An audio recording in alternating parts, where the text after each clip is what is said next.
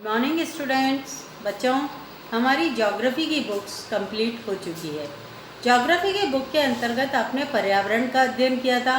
पर्यावरण के मेरे द्वारा उस बुक में जितने भी चैप्टर दिए गए थे वो सभी कंप्लीट करा दिए गए हैं, लेकिन जो हमारे सिलेबस का कट किया गया है उसके अंतर्गत दो लास्ट के चैप्टर हमारे को नहीं पढ़ने हैं, वो हमारे सिलेबस के अंतर्गत नहीं आएंगे। बच्चों, उन चैप्टरों को आपको होमवर्क भी नहीं करना है। नॉलेज जितनी आपको मिल गई वो बेटर है। अब हम आगे बढ़ते हैं। हमारे द्वारा इतिहास की पुस्तक या हिस्ट्री की बुक को अध्ययन किया जा रहा है। हिस्ट्री की बुक जो है आपकी वो इस तरह से आपके दी हुई है। हमारे अतीत सेकेंड भाग 1 करके आपके दिया हुआ है। बच्चों, इसके अंतर्गत आपको यहाँ पर ये आपकी बुक के अंतर्गत सिलेबस दिया हुआ है।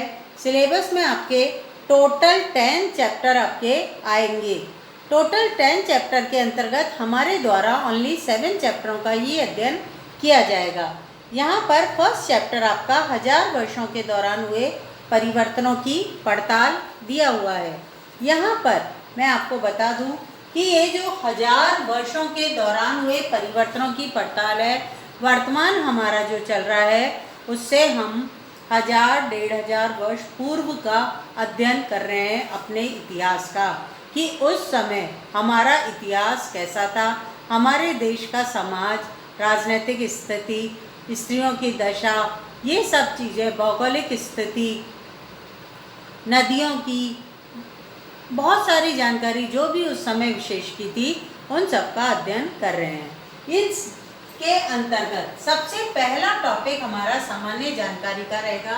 ये सामान्य जानकारी के अंतर्गत हम जो पढ़ेंगे वो मानचित्र से संबंधित जानकारी होगी। बच्चों, यहाँ पर हमारे द्वारा चैप्टर को स्टार्ट किया जा रहा है। चैप्टर के अंतर्गत देखिए आप, आपके यहाँ पर एक चित्र बना हुआ दिखाई दे रहा है। चित्र के अंतर्गत बड़ी अजीब सी स्थिति आपको दिखाई दे रही है। आपको समझ नहीं आ रहा है ये किस जगह का चित्र है, किस तरह का चित्र है।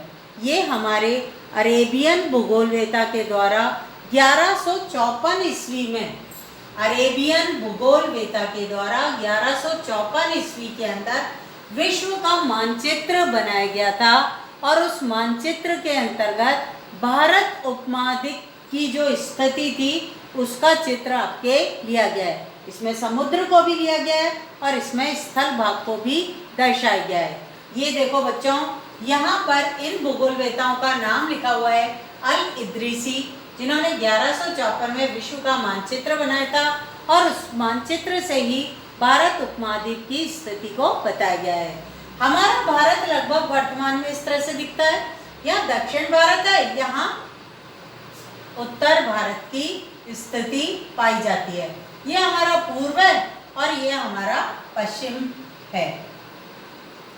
लेकिन ये जो चित्र आपके दिखाए गए हैं ना बच्चों, इसके अंदर दक्षिण भारत ऊपर है, मतलब दक्षिण भारत हमारे ऊपर की साइड में है, और फिर हमारे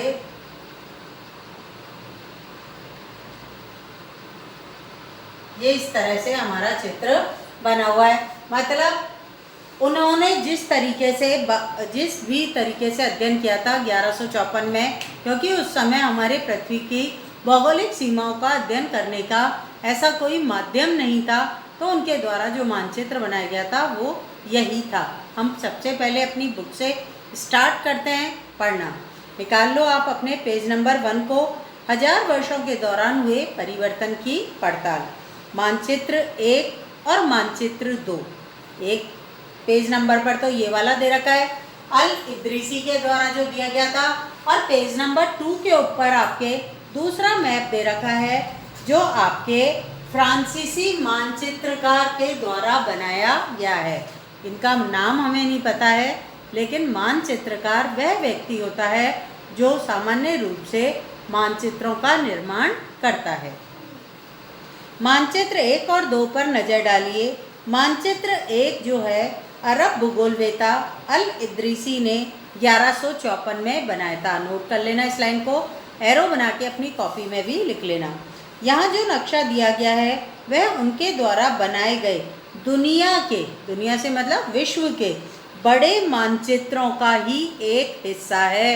मतलब उन्होंने पूरे वर्ल्ड का मैप बनाया था और उसमें भारत में उपमहाद्वीप भी शामिल था। हमारे द्वारा ये जो मैप लिया गया है उस मैप का एक हिस्सा है, छोटा सा पार्ट है जो भारतीय उपमहाद्वीप को दर्शा रहा है और भारतीय उपमहाद्वीप को दर्शाता है। मानचित्र दो जो आपके बैक साइड में पेज पर बना हुआ है बुक में। मानचित्र 2 एक फ्रांसीसी मानचित्रकार ने 1720 ईस्वी में बनाया था। फ्रांसीसी मानचित्रकार ने 1720 ईस्वी में बनाया था और उनके द्वारा भी पूरी पृथ्वी की भौगोलिक सीमाओं का मैप बनाया गया था और उसके अंतर्गत भारत उपमहाद्वीप कैसा लगता है वो चित्र आपके पेज नंबर 2 पर दर्शाया गया है।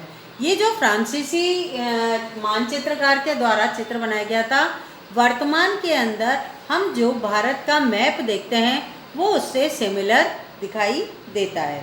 अब हम आगे बढ़ रहे हैं बच्चों। मानचित्र 2 एक फ्रांसीसी मानचित्रकार ने 1720 ईस्वी में बनाया था। दोनों नक्शे एक ही इलाके से संबंधित है, मतलब एक ही इलाके से मतलब भारतीय उपमहाद्वीप से संबंधित है, मगर उनमें काफ़ी अंतर पाया जाता है। अल इद्रिसी के नक्शे में दक्षिण भारत उस जगह पर है जहां पर हम आज उत्तर भारत को ढूंढते हैं।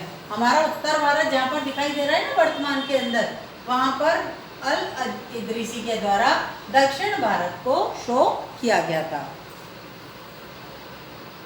और श्रीलंका का द्वीप ऊपर की तरफ है। जगहों के नाम भी अरबी में दिए गए हैं और उनमें से कुछ जाने पहचाने नाम भी हैं। देखो बच्चों, यहाँ पर एक साइड में मानचित्र से संबंधित कुछ शब्द जानकारी दे रखी है, हम उसको पढ़ रहे हैं। मानचित्र 1 में 12वीं सदी के भूगोलवेत्ता जो अल इद्रिसी थे का बनाया हुआ दुनिया के नक्शे का एक हिस्सा, जिसमें भारतीय उपमहाद्वीप को भूमि से समुद्र तक दिखाया गया है। अब मानचित्रकार किसे कहते हैं? मानचित्रकार वह व्यक्ति होता है जो मानचित्र या नक्शे बनाता है। ये लाइन बेटा अपनी कॉपी के अंदर नोट कर लेना एरो बना के। अब हम आगे बढ़ रहे हैं, पेज नंबर 2 निकाल लो। पहले हम हमारे साइड में दी हुई जानकारी को पढ़ लेते हैं मानचित्र 2 से संबंधित। 18वीं सदी के आरंभ में गिवलाम द लिस्ले के एटलस नूवो के अनुसार यह उपमहाद्वीप से मतलब भारतीय उपमहाद्वीप के का ये चित्र बना हुआ है। अब हम आगे बढ़ते हैं। उनमें से कुछ जाने पहचाने नाम भी हैं, जैसे कि उत्तर प्रदेश का कन्नौज।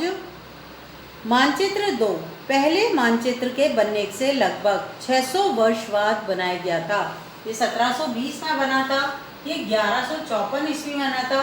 लगभग 600 वर्षों के बाद ये मानचित्र बना था, तो इसमें बहुत सारे चेंजेस दिखाई देते हैं। हमारा वर्तमान का भारत जो है, भारत का जो चित्र है, मैप है, वो 1720 के मैप से लगभग मिलता जुलता दिखाई देता है। इस कालावधि में उपमहाद्वीप के बारे में सूचनाएं काफ़ी बदल गई थी। ये नक्शा हमें ज़्यादा परिचित लगेगा। इसमें विशेषकर तटीय इलाकों में बारीक ब्यौरे देखकर आश्चर्य होता है।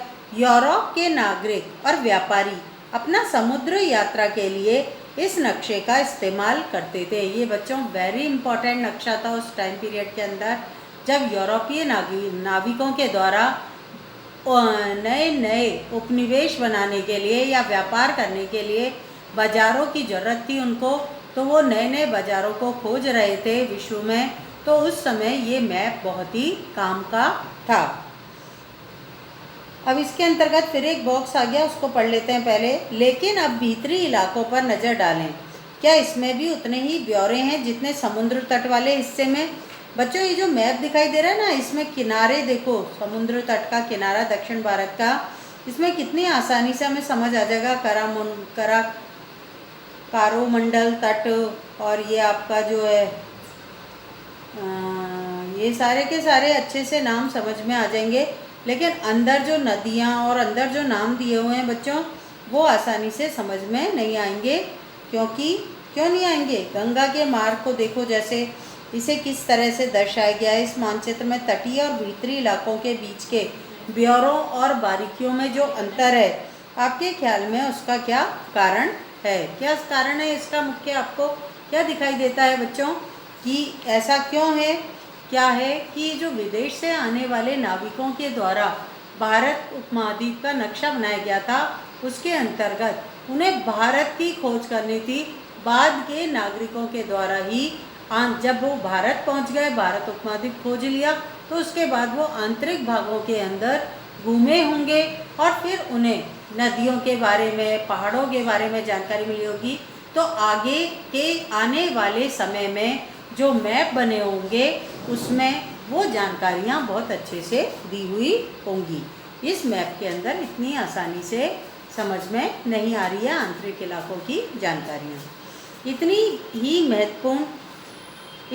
महत्वपूर्ण एक और बात यह है कि दूसरे युग का मानचित्र अंकन का विज्ञान भी बहुत अधिक बदल गया था। इतिहासकार बीते हुए युगों के दस्तावेजों, नक्शों और लेखों का अध्ययन करते हैं।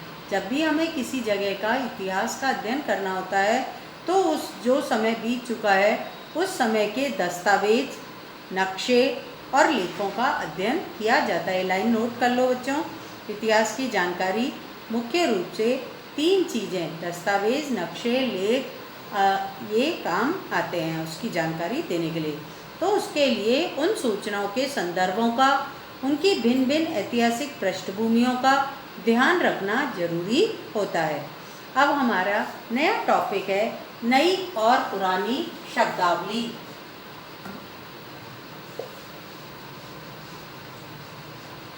ये जो नई और पुरानी शब्दावली है बच्चों, जिसके अंतर्गत हम वर्तमान में जिन शब्दों का प्रयोग करते हैं और जो शब्द हमारे प्राचीन समय में प्रयोग किए जाते थे, उनके अर्थों में भी अंतर आ चुका है। शब्दों को बोलने के तरीकों में अंतर आ चुका है। व्याकरण में परिवर्तन आ चुका है।